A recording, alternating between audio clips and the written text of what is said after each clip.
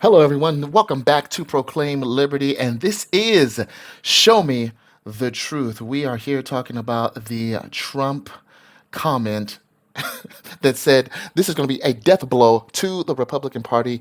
And the reason why he said that is because there was a bill that was introduced by some of the elected representatives, and he just did not like what the bill said.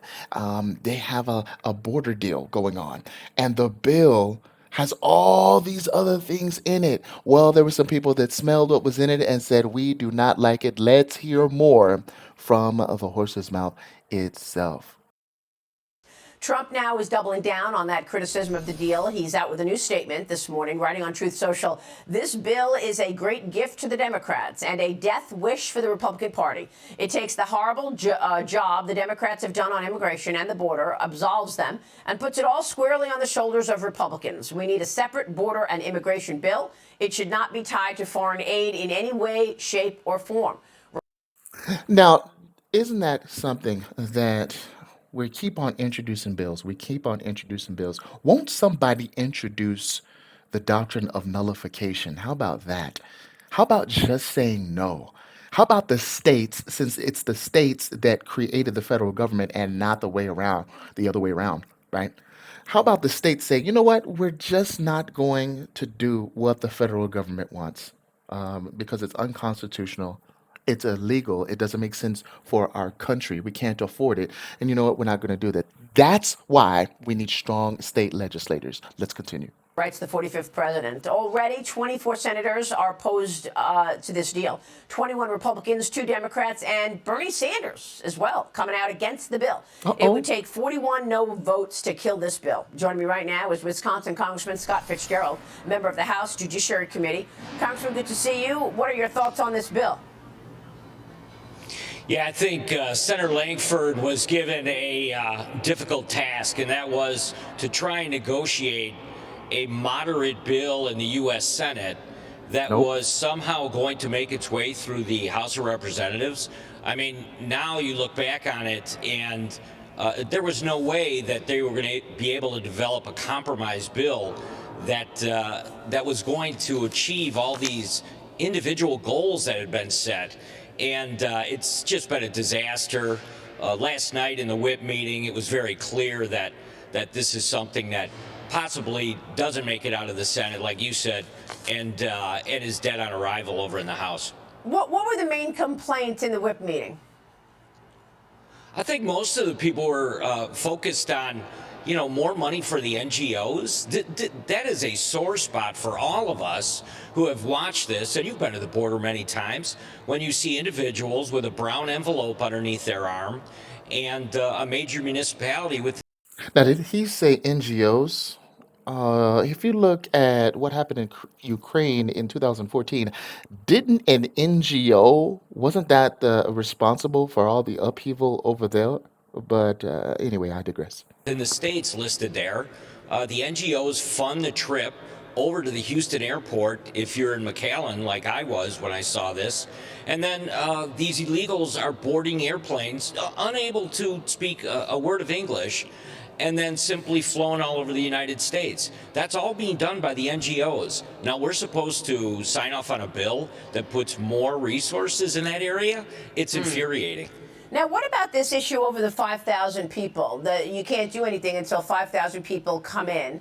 What are your thoughts there? Because going Okay, so let me get this right. You can't do anything until 5,000 people come in. Sounds a lot like we have to sign the bill before we can see what's in it. Somebody is running our country and it is not patriots. Somebody is running our country and it is not freedom lovers. Let me tell you that for sure. It's somebody who wants to zap our sovereignty as citizens as states and does not want us to live free. into this, looking at the actual text, all we kept hearing from the writers of this legislation, Kirsten Sinema and James Lankford, is that, oh, don't believe what you read on the internet and don't believe the hype about the 5,000. But in fact, that is what it is, right? 5,000 have to come in before anything gets done about it.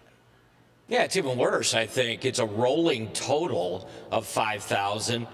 Gives the ability to the executive branch to simply cut that off at any time they want to and allow as many illegals back over the border. So if you kind of look at the numbers that they've been tossing around, it's pretty much very similar to what was on the internet before the bill was released. Now that we've seen the text, I mean, that's a huge issue and a huge give that the Republicans must have sat across the table from the Democrats on and said, yeah, this is something we think that makes sense. It's just another piece of this very bad bill.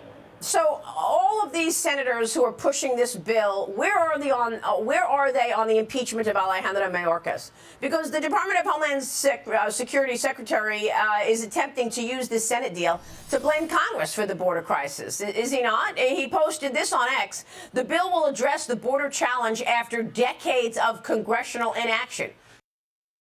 So who is in charge of the border, the states or the federal government? Let me tell you something. It's the states. If you go back and read, right? You got to go back and read. And I know a lot of people, they don't like doing that, all right? Go back and read who is responsible for what, and you will know that there is someone trying to zap the state's sovereignty, I'm telling you. And so what we have here in Texas is just something that was bound to happen. Okay, Governor Greg Abbott is not going to let just anybody take his state, and neither should you. This as House Republican leadership warns the shutdown authority in the bill is riddled with loopholes that could grant far too much discretionary authority to Mayorkas. The House could vote on impeaching Mayorkas as soon as today. He's accused of refusing to comply with law, federal immigration law, breaching public trust, Congressman. So what Alejandro Mayorkas is writing on X is that it's your fault. You and your colleagues, it's your fault. Right. He's been before the Judiciary Committee a number of times, a committee I sit on. I've been able to ask him questions directly. I think the area that most members are really upset about is when he sat there after raising his right hand and swearing to tell the truth and said with a straight face that there was full operational control of the border. We laughed amongst ourselves when he would say it, because it's absolutely just not true. And for him to once again kind of relay that information to the executive branch, I mean, if that's the information he was given to the president, obviously we're in an area that certainly, I think, one of the two articles of impeachment would be right on the mark with. All right, Congressman, we're going to be watching. Do you think at the end of this day this bill fails?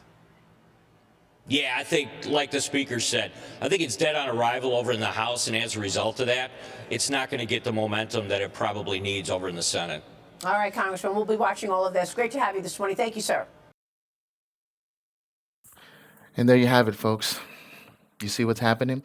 It's not that Secretary Mayorkas is utterly unfit for the job. What it seems more like is that he's utterly controlled by someone else, not American, not a patriot, not someone who loves America, someone who wants to take down America. And it is the systematic breakdown.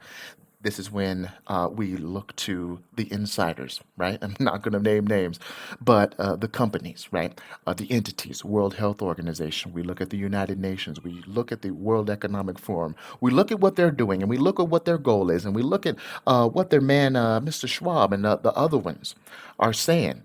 And they're saying things like, you know what, you're going to own nothing and you'll be happy.